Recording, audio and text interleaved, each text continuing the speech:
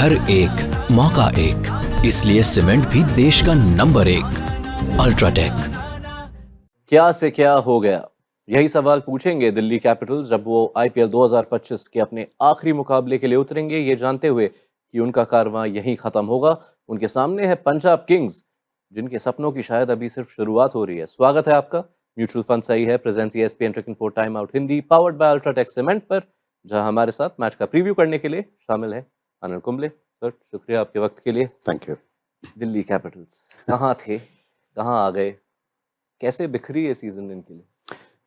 शुरुआत तो अच्छी रही, लेकिन उसके बाद पिछले 7-8 मैच में से तो नीचे ही जाता गया। मुझे लगा कि काफ़ी चेंजेस किए हों, क्योंकि शुरुआत में ओपनिंग स्टैंड या शुरुआत से ही भले ही पिछले मैच तक ओपनिंग स्टैंड नहीं आया, लेकिन शुरू में अगर 5 मैच अगर आपकी ओपनिंग स्टैंड नहीं आया हो लेकिन जीत रहे हो, तो उसको आप फिक्स मत करिए, चलते रहिए। वो फिक्स करने के चक्कर में बाकी सब जो बल्लेबाज थे, जो फॉर्म में थे, वो सभी को शायद नंबर 4 से 3, 3 से 1 या 2 फिर बदलाव इतने किए शुरू में, मुझे लगता है कि उसकी वजह से ये हालत रहा दिल्ली कैपिटल्स का। जी हाँ, total 7 different opening partnerships Delhi के 13 मुकाबलों में।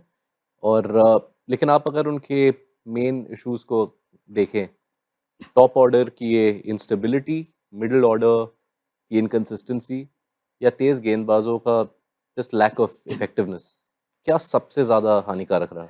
मुझे लगता है कि मिडिल ऑर्डर जो कंसिस्टेंट रहा, उनको आप टॉप ऑर्डर में लेके जाके इनकंसिस्टेंसी ज़्यादा बढ़ाई दोनों में से, क्योंकि टॉप ऑर्डर तो काफ़ी इनकंसिस्टेंट रहे हैं। मुझे लगता है कि केएल राहुल को नंबर 4 अगर आप डिसाइड किए हैं तो फिर वहीं रहें, नंबर 4 केएल राहुल, फिर 5 स्टब्स। मुझे लगा कि कभी-कभी ट्रिस्टन स्टब्स भी काफ़ी नीचे आ रहे थे, भले ही अक्षर Patel left hand right hand combination spinner, अगर लेफ्ट आर्म स्पिनर हो या लेग स्पिनर हो, उनको भले ही वो he can go after, but मुझे लगता है कभी-कभी आप ट्रिस्टन स्टब्स जो इतने अच्छे प्लेयर है और उनको भी अगर 5 में लेके जाए तो फिर अच्छा रहता।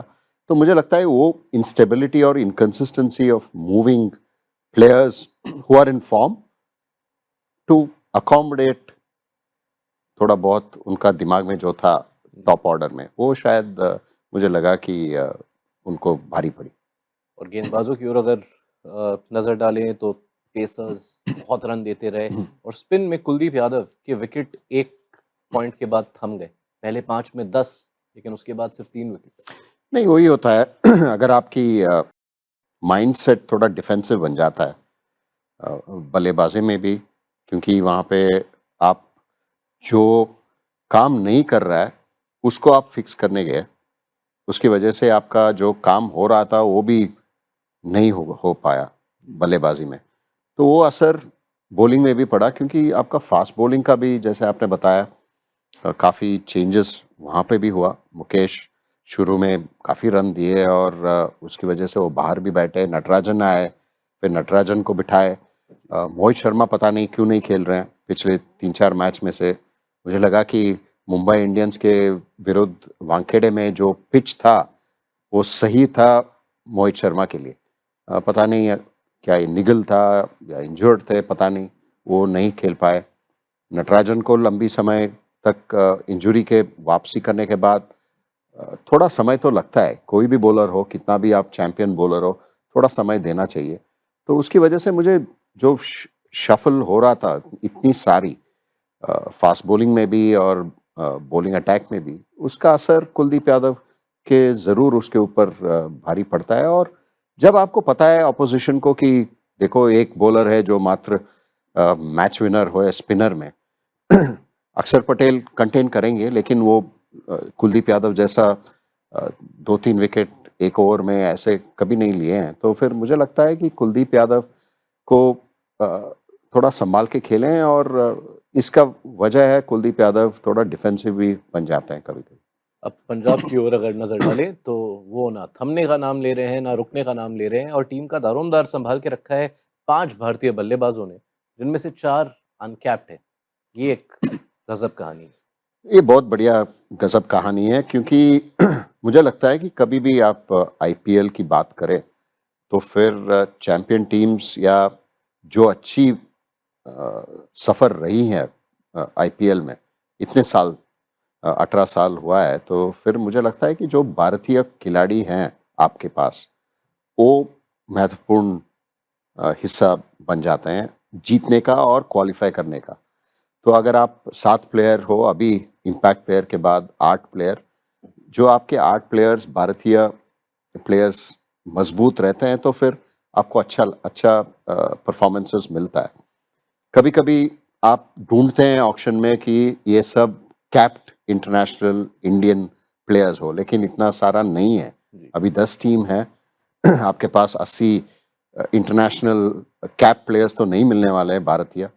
तो आपको थोड़ा इन्वेस्टमेंट करना पड़ता है, आपको थोड़ा अनकैप प्लेयर्स में थोड़ा ज़्यादातर you will have to depend on them, थोड़ा आपको सब्र करना चाहिए। तो ये पंजाब अच्छा किए हैं। अगर आप देखें तो फिर सभी पंजाब प्लेयर्स हैं, प्रभसिमरन हो, हरप्रीत बरार हो, अर्शदीप भी पिछले 6-7 साल से पंजाब के लिए खेल रहे हैं और पिछले 3 साल से भारत के लिए खेल रहे हैं, तो एक्सपीरियंस वो भी हुए हैं। तो लेकिन they have been consistent in holding on to them. Arshdeep, फिर शशांक बहुत बढ़िया प्लेयर है, एक्सपीरियंस है काफ़ी, ऑल्दो अनकैप प्लेयर है।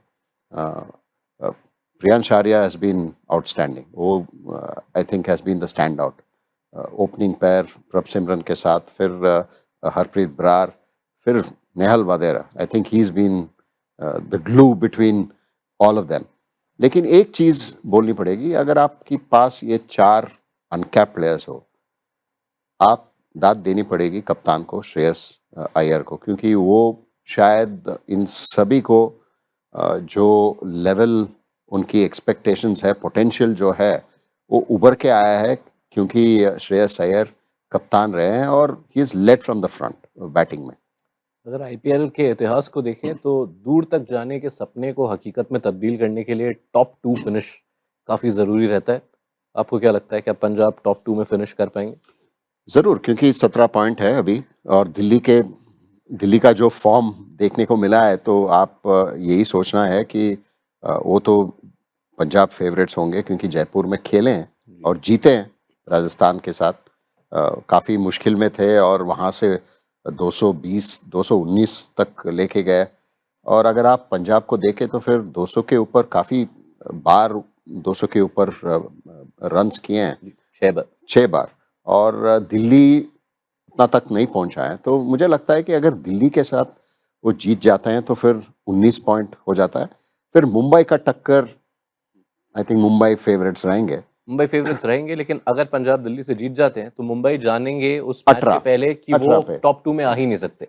हाँ, लेकिन आरसीबी भी हो सकता है, जीटी भी हो सकता है। जीटी को एक मैच है, पड़ेगा नहीं, जीटी को अगर सीएसके के साथ है तो जैसा फॉर्म सीएसके का रहा है, आपको ये सोचना होगा कि जीटी फेवरेट्स रहेंगे वहाँ पे। अगर उनको 20 पॉइंट मिल जाता है, आरसीबी 2 मैचेस हैं, तो आरसीबी का अगर एक मैच तो लखनऊ के साथ है जी, फिर हैदराबाद के साथ है जी। अगर आपका फॉर्म देखे तो ठीक है, एक मैच भी जीते तो फिर 19, तो फिर नेट रन रेट का हिसाब हो सकता है। लेकिन पंजाब को बहुत अच्छा मौका है, क्योंकि वो जयपुर में ही खेलेंगे और विकेट का तो उनको पता है कि कैसा होगा। अनिल कुंबले, शुक्रिया आपके वक्त के लिए। Thank you. कैलकुलेशंस काफ़ी हैं अभी भी टॉप 2 के रेस में, लेकिन फिलहाल दिल्ली के खिलाफ पंजाब है फेवरेट्स। ये था यूशुल फंसाई है, presence ESPN Cricket Info time out Hindi, powered by UltraTech cement.